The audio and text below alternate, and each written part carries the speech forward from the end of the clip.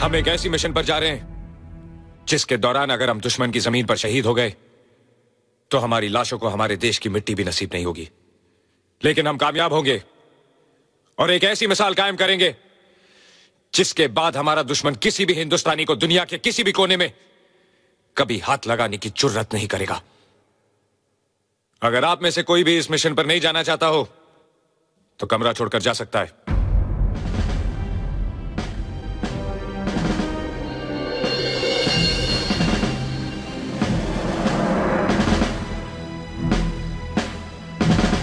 Let's go.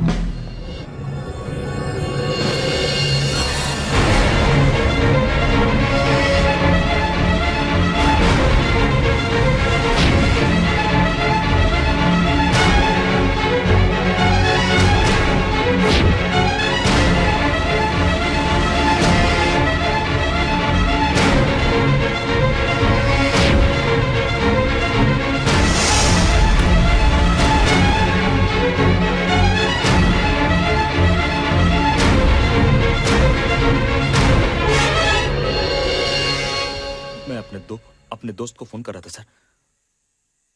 इत्तेफाक से तुम्हारा वो दोस्त इस देश का दुश्मन है।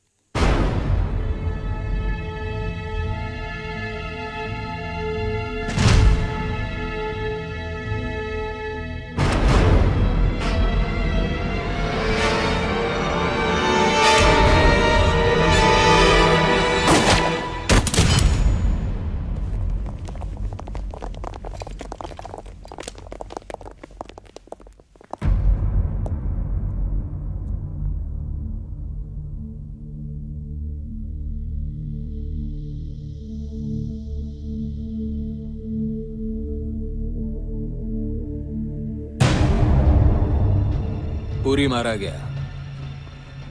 दुश्मनों को मालूम पड़ गया कि वो हमारे लिए काम करता था। इसका मतलब है कि इंडियन कमांडोज अब अपना प्लान बदल देंगे। नो सर, हम उसी रास्ते से जाएंगे। ये मालूम होते हुए भी कि उन्हें हमारे प्लान की पूरी खबर है? यस सर, और वो ये भी जानते हैं कि हमें पता चल चुका है कि पूरी ने उन्हें ये इन्फॉर्मेशन दी है।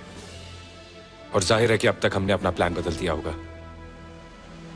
इसलिए वो ये कभी नहीं सोचेंगे कि हम वही करेंगे जो हम करने वाले थे। दुश्मन को कभी बेवकूफ नहीं समझना चाहिए कर्नल। हम तो उसकी समझदारी पर भरोसा कर रहे हैं सर। मैं वहां जाने के लिए तैयार हूं सर। पहली बात, आर्मी के ऑपरेशंस में सिविलियंस को शामिल नहीं किया जाता। दूसरी बात, ये चोर सिपाही का खेल नहीं।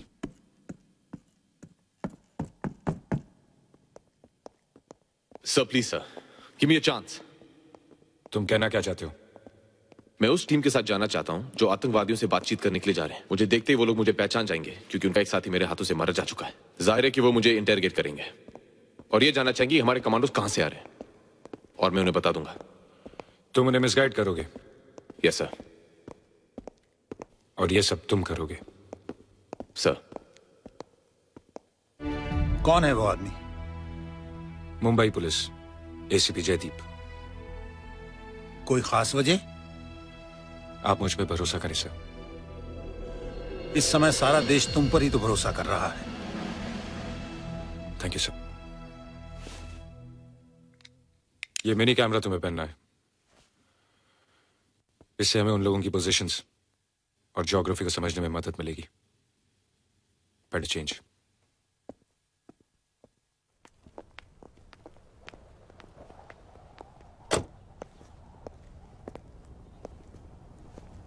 चलू सर। होने वाली बीवी के लिए जा रहे हो? नंदिनी के लिए नहीं सर, मां के लिए। ये मिट्टी मेरी मां है और इसकी इज्जत खतरे में है। अपना ख्याल रखना।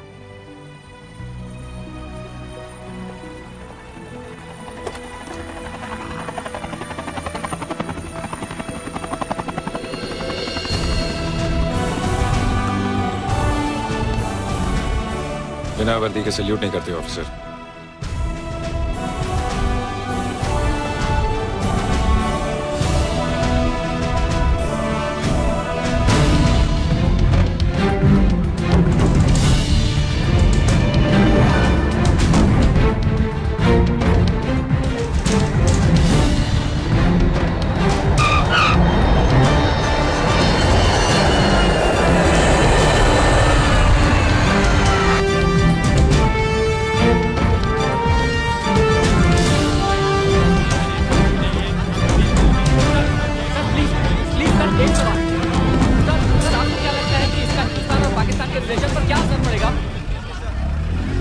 हमने देखा कि हिंदुस्तानी डेलीगेशन मुजफ्फराबाद कैंप आ चुकी है। यहाँ से उन्हें कागन एयरपोर्ट ले जाया जा रहा है, जहाँ पर प्रेस वालों की जाने की मनाही है। Arshad Khan, PTV.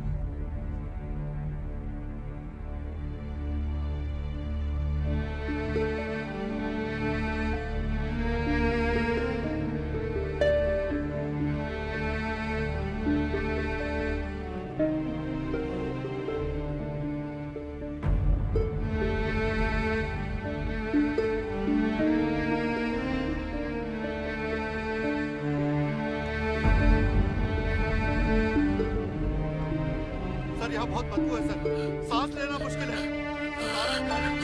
Son, please help him out. Just take him out of here.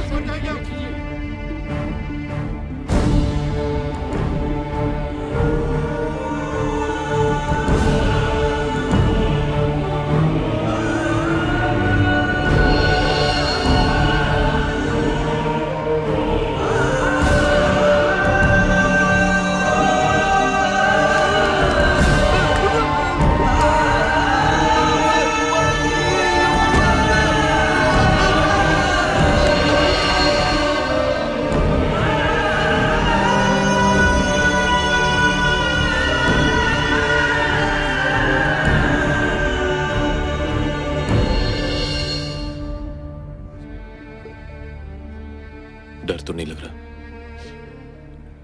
बेटा अंकल से कहो कि जिस देश में आप जैसे लोग हो जो अपनी जान की परवाह ना करते हुए यहां तक आ जाए, उस देश की बेटी, बहन, बीवी कोई कभी नहीं डर सकती।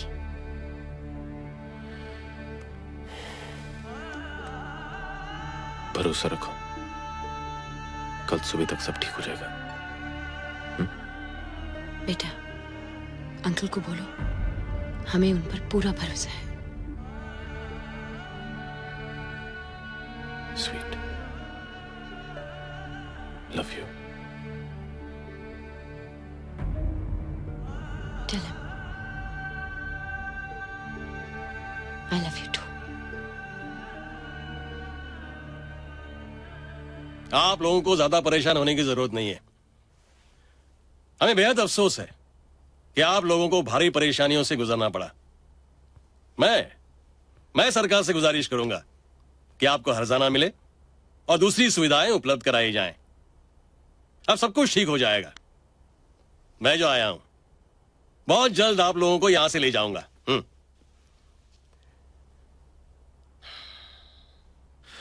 मंत्री जी ठीक कह रहे हैं।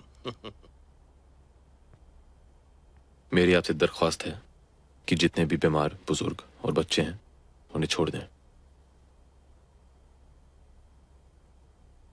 ये नहीं हो सकता। ये इस बात की जमानत है कि हमारी सभी शर्तें मान ली जाए।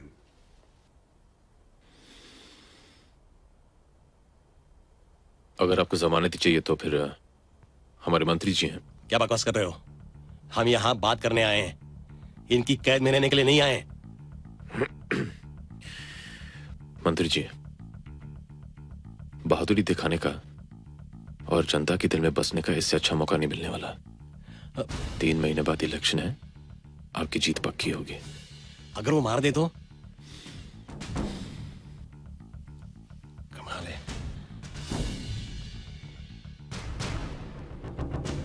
ठीक है, बाबा ज़हीर की रिहाई के लिए हम कुछ भी करने को तैयार हैं।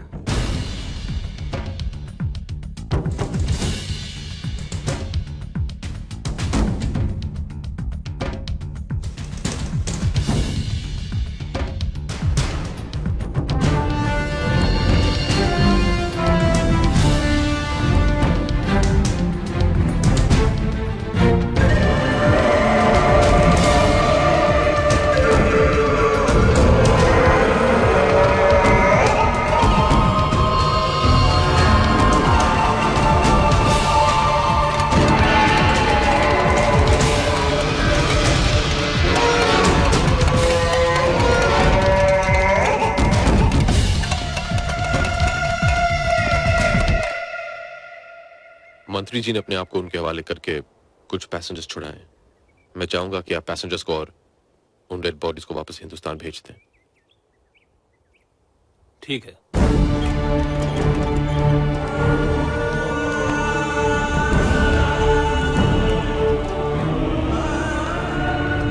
जब तक बाबा ज़हीर रिहा नहीं होते तब तक आप हमारे मेहमान बनकर रहेंगे।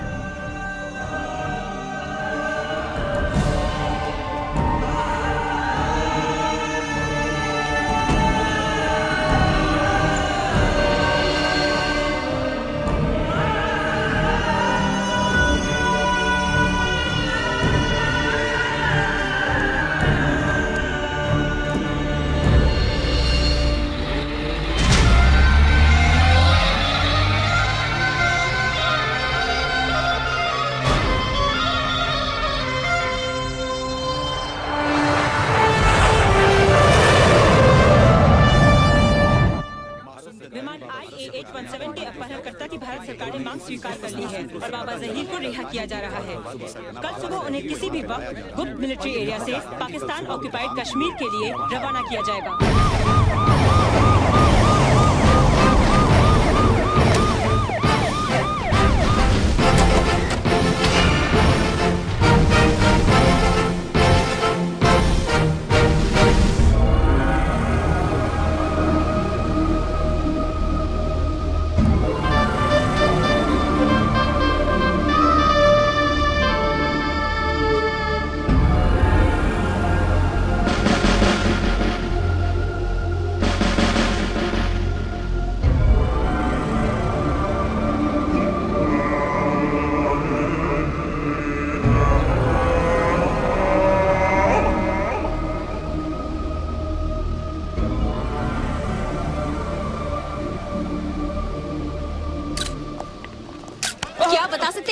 पैसेंजर्स की गलती क्या है जिन्हें आप लोगों ने हॉस्टेज बना रखा है? उनकी गलती ये है कि वो भारतीय हैं। क्या गारंटी है कि हिंदुस्तान सरकार आपको ये देश छोड़कर जाने देगी? ये सवाल आप मुझसे नहीं, अपनी गवर्नमेंट से पूछिए। इन्हें बताते क्यों नहीं कर्नल कि तुम्हारा देश, तुम्हारी गवर्नमेंट हमारे सामने सर झुका चुकी है, बिक चुकी है। We were held by Indians to hijack the plane. 100 crore की आबादी वाले भूखे नंगे लोग हो तुम। कल हमारे 4 सिपाही तुम्हारी पार्लियामेंट तक पहुंच गए थे और अब देखना हमारी पूरी फौज अंदर तक घुस आएगी। अपने मुल्क को अपनी मां का दर्जा देते हो ना तुम, उसकी छाती से उसका दामन खींचकर तुम सबका सर शर्म से नहीं झुकाया। ज़हीर खान,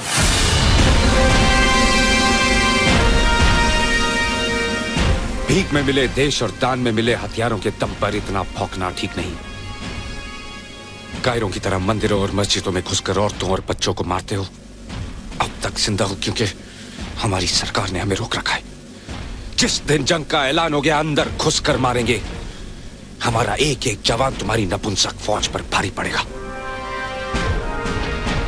किन जवानों की बात करता है कर्नल? उन जवानों की जिन्हें हमने कारगिल में चूहों की तरह मारा था। अगर तेरे ये कुत्ते आसपास नहीं होते तो तुझे भी यही दफन कर देता।